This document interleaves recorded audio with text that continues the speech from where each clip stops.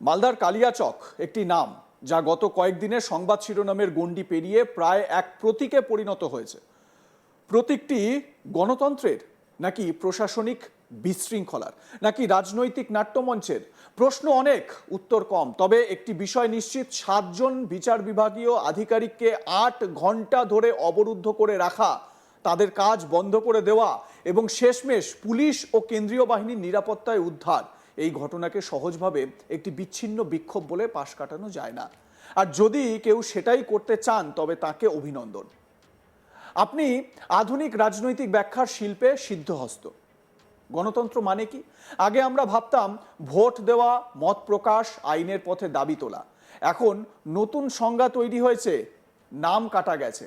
তাহলে আগে ঘেরাও, পরে আলোচনা। কালিয়াচকে যা ঘটেছে তা যেন গণতান্ত্রিক চর্চার এক অভিনব সংস্করণ। ভোটার তালিকা থেকে নাম বাদ যাওয়ার অভিযোগ, যা নিঃসন্দেহে গুরুতর, তার প্রতিবাদে সরাসরি প্রশাসনিক দপ্তর অবরুদ্ধ।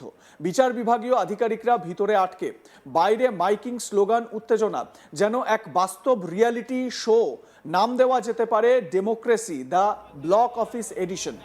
7 জন বিচার বিভাগীয় আধিকারিক যাদের কাজ ছিল আইন মেনে ভোটার তালিকা সংশোধন, তারাই 8 ঘন্টা ধরে কার্যত বন্দী।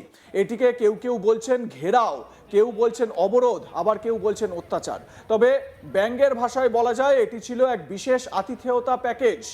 অফিসের ভিতরে আটকে থাকা, বাইরে উত্তেজিত ভিড়, বেরোনোর পথ বন্ধ, এ যেন কোনো থ্রিলার ছবি দৃশ্য। পার্থক্য শুধু একটাই, এটি বাস্তব এবং এতে অভিনয় করছিলেন অভিনেতারা না, বরং রাষ্ট্রের দায়িত্বপ্রাপ্ত আধিকারিকরা।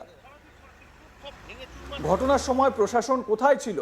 এই প্রশ্নের উত্তর খুঁজতে গেলে মনে হয় তারা হয়তো কোনো দূরবর্তী স্থানে বসে লাইভ টেলিকাস্ট দেখছিলেন। দেখি কি হয়। পুলিশ অবশ্য শেষে এসেছে, কেন্দ্রীয় বাহিনীও এসেছে, উদ্ধারও হয়েছে। কিন্তু প্রশ্ন হচ্ছে 8 ঘন্টা কেন লাগলো? নাকি এটি ছিল নতুন কোনো কৌশল? উত্তেজনা একটু বাড়তে দাও, তারপর নাটকীয় উদ্ধার। উদ্ধারের সময় কনভয়ের উপর পাথর ছোড়া হয়েছে বলে অভিযোগ। একটি গাড়ি ভাঙচুর হয়েছে। গণতন্ত্রের এই নতুন উৎসবে ফুলের বদলে পাথরই বোধহয় বেশি জনপ্রিয় হয়ে উঠেছে। এখানে ব্যঙ্গাত্মকভাবে বলা যায়, যেখানে যুক্তি শেষ সেখানে পাথর শুরু। ঘটনার পর শুরু হয়েছে চিরাচরিত রাজনৈতিক পর্ব, দায় কার। মালদার কালিয়াচককে ঘিরে ভোটার তালিকা বিতর্ক যে তাপমাত্রায় বা যে মাত্রায় উত্তপ্ত হয়ে উঠেছে, তা শুধু একটি স্থানীয় প্রশাসনিক সমস্যার সীমা ছাড়িয়ে বৃহত্তর গণতান্ত্রিক প্রক্রিয়া, নির্বাচন ব্যবস্থার বিশ্বাসযোগ্যতা এবং রাজনৈতিক সংঘাতের প্রকৃতি সবকিছুকেই নতুন করে প্রশ্নের মুখে দাঁড় করিয়েছে। এই ঘটনাকে বিশ্লেষণ করতে গেলে কয়েকটি স্তরে বিষয়টিকে দেখতে হয়। প্রশাসনিক ত্রুটি, নাগরিক অধিকার, রাজনৈতিক প্রতিক্রিয়া, আইন শৃঙ্খলা পরিস্থিতি এবং নির্বাচন কমিশনের ভূমিকা। ভোটার তালিকা বা ইলেকটোরাল রোল একটি গণতান্ত্রিক রাষ্ট্রের অন্যতম ভিত্তি। একজন নাগরিকের ভোটাধিকার প্রয়োগের পূর্ব শর্তই হলো তার নাম তালিকাভুক্ত থাকা।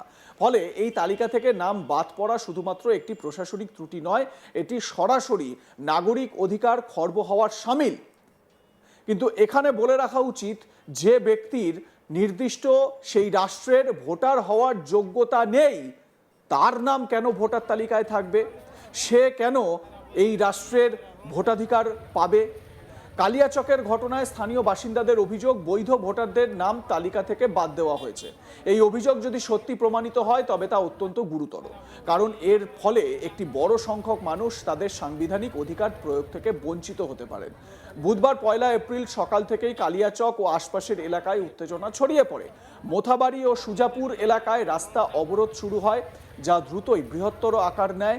12 নম্বর জাতীয় সড়ক অবরোধ করা হয়, যা শুধু স্থানীয় নয়, আঞ্চলিক যোগাযোগ ব্যবস্থাকেও বিপর্যস্ত করে। সবচেয়ে তাৎপর্যপূর্ণ ঘটনা, কালিয়াচক 2 নম্বর ব্লক অফিসে 7 জন বিচার বিভাগীয় আধিকারিক আটকে পড়া।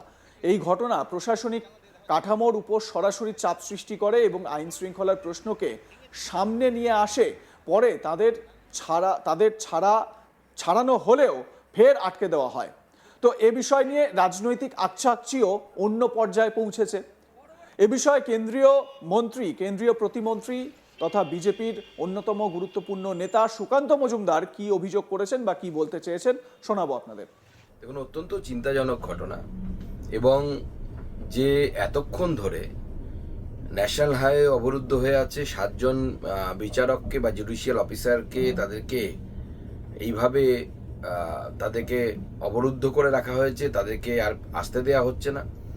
এই সমস্ত বিষয়টি প্রমাণ করছে যে লাগাতার তৃণমূল সুপ্রিমো মমতা বন্দ্যোপাধ্যায়ের তরফ থেকে যে উস্কানিমূলক কথাবার্তা বলা হয়েছে এসআইআর নিয়ে, এবং অন্যান্য তাকে দেখা দেখি স্বাভাবিকভাবে অন্যান্য যারা তৃণমূল কংগ্রেসের নেতৃত্ব আছে তারাও সেই ধরনের উস্কানিমূলক কথাবার্তা বলেছে। সেই উস্কানিমূলক কথাবার্তা বলারই ফল আজকে আমরা দেখতে পাচ্ছি। মানুষকে উস্কানো হয়েছে, খেপানো হয়েছে, এবং আমি গ্যারান্টি দিয়ে বলছি যারা ওখানে ঘেরাও করে রেখেছে তাদের বেশিরভাগের নামই কিন্তু ভোটার তালিকায় আছে। শুধুমাত্র একটি অবরুদ্ধ করার জন্য বা একটা হেজিমনি তৈরি করার জন্য, একটা বিশৃঙ্খল অবস্থা তৈরি করার জন্য তৃণমূলের উস্কানিতে পুরো বিষয়টি হচ্ছে। নির্বাচন কমিশনের পুরো বিষয়টি খুব গভীরভাবে দেখা উচিত বলে আমার মনে হয়।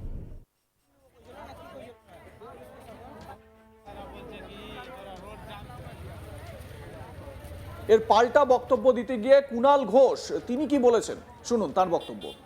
কালিয়াচকের যে ঘটনা, অর্থাৎ এই এসআইআর নামবাদ ইত্যাদি নিয়ে যে বিচারকদের ঘেরাও বা আইন শৃঙ্খলা হাতে তুলে নেওয়ার যে প্রবণতা কিছু মানুষের, আমরা খুব সর্বভারতীয় তৃণমূল কংগ্রেসের তরফ থেকে স্পষ্টভাবে বলতে চাই এই ঘটনার গোটা দায় দায়িত্ব নির্বাচন কমিশনের। পাশাপাশি আমরা এটাও বলতে চাই যে তৃণমূল কংগ্রেস কিন্তু আইন হাতে তুলে নেওয়ার কোনো চেষ্টাকে সমর্থন করে না। আমরা আইনের মধ্যে থেকে কোনো রকম বিশৃঙ্খলা না করে সর্বশক্তিতে প্রতিবাদ জানাচ্ছি। যারা এই ধরনের বিশৃঙ্খলা তৈরি করছে তারা বিজেপির মদতপুষ্ট দু একটি দল সংগঠন, তারা গোলমাল তৈরি করে ঘুরিয়ে বিজেপিকে ইস্যু তৈরি করে দেওয়ার জন্য এই ধরনের বিশৃঙ্খল আচরণ করছে। এমনকি তারা কয়েকজন সাংবাদিকদের গায়েও হাত দিয়েছে, সেখানে বলা হচ্ছে তৃণমূলের দালাল। তো তার মানে নিশ্চয়ই তৃণমূল করছে না যেগুলো বিশৃঙ্খলা তৈরির কাজ। আমাদের বক্তব্য, যারা বলছেন এটা রাজ্যের এবার পুলিশ কি করছে, অমুক করছে, দয়া করে নির্বাচন কমিশনকে বলুন।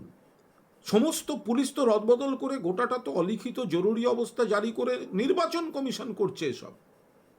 তো নির্বাচন কমিশন নাম কে বাদ দিয়েছে? নির্বাচন কমিশন। প্ররোচনা কে দিয়েছে? নির্বাচন কমিশন। মানুষকে অনিশ্চয়তা কে ফেলেছে? নির্বাচন কমিশন। পুলিশ রদবদল কে করেছে? প্রশাসন রদবদল কে করেছে? নির্বাচন কমিশন। নির্বাচিত সরকার যে প্রশাসন চালাচ্ছিল সেটাকে হঠাৎ ভোটের মুখে রদবদল করে গোটাটা তো নির্বাচন কমিশন চালাচ্ছে। তার মধ্যে এখানে দাঁড়িয়ে মানুষকে প্ররোচিত করা হয়েছে, অস্তিত্ব সংকট, নামবাদ। সেই পরিস্থিতিতে আবার বিজেপিরই মদত দেয়া দুটো দলকে দিয়ে বলছে তোমরা ওখানে এমন কিছু করো যাতে এটা একটা বড় খবর হয় এবং একটা নেতিবাচক এবং কেন্দ্র আরও রাষ্ট্রীয় অপশক্তি ব্যবহারের একটা জায়গা তৈরি করা যায়। অভিযোগ পাল্টা অভিযোগ যাই থাক, এই ঘটনা আমাদের রাজ্যের জন্য লজ্জার বিষয়। আপনাদের মতামত কি জানাতে ভুলবেন না। দেখতে থাকুন আজ তাক বাংলা, সাবস্ক্রাইব করুন আমাদের ইউটিউব চ্যানেলটি।